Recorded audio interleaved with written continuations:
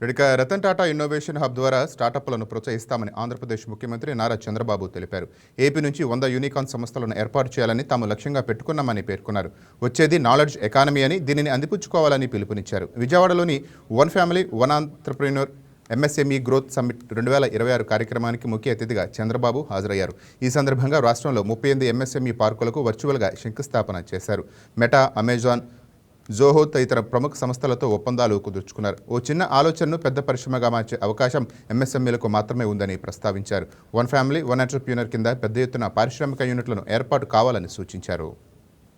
MSME and entrepreneur development policy, private industrial policy తీసుకొచ్చాం. ఈ MSME submit ఒక సమావేశం కాదు, ఇది కొత్త ఆవిష్కరణలకు వేదిక కావాలి, కొత్త పరిశ్రమలకు శ్రీకారం చుట్టాలి. ఎంఎస్ఎంఈ సబ్మిట్ 2026 అభివృద్ధికి కీలకమైన మైలురాయి అవుతుంది. ఈ సదస్సు ద్వారా కేంద్ర రాష్ట్ర ప్రభుత్వాలు, లబ్ధిదారులు, స్టార్టప్లు, బ్యాంకులు, టెక్నాలజీ నిపుణులు, ఎగుమతిదారులు, పరిశ్రమల సంఘాలు ఒకే వేదికపైకి వచ్చాయి. ఈరోజు అనేక ఎంఓయూలకి మనం శ్రీకారం చుట్టాం.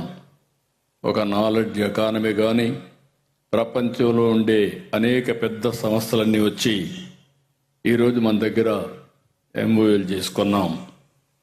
రాష్ట్రంలో 20,77,000 ఎంఎస్ఎంఈ పరిశ్రమలు ఉన్నాయి. నేను ఇక్కడ ఒకటే కోరుతున్నా, 1,30,00,000 కుటుంబాలు ఉన్నాయి దగ్గర. అంటే వన్ ఫ్యామిలీ వన్ పారిశ్రామికవేత్త అంటే దగ్గర 1 కోటి మినిమం ఎంఎస్ఎంఈలు ఈ రాష్ట్రంలో ప్రారంభించాల్సిన అవసరం ఉంది.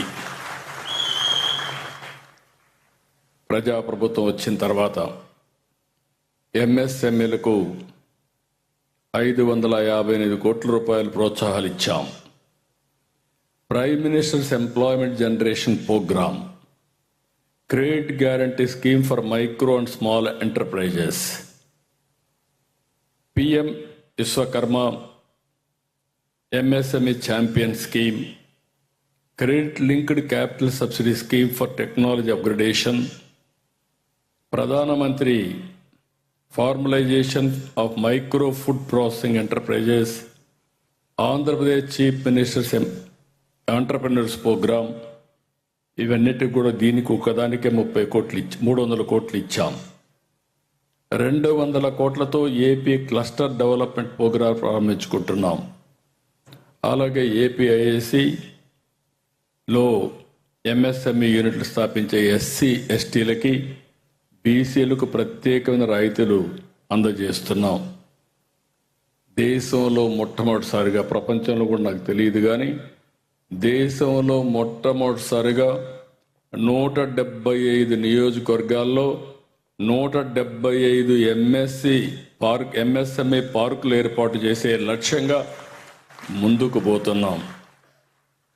ఈరోజు శంకుస్థాపన చేసుకున్నటువంటి 38 కలిపితే 138 అయ్యాయి.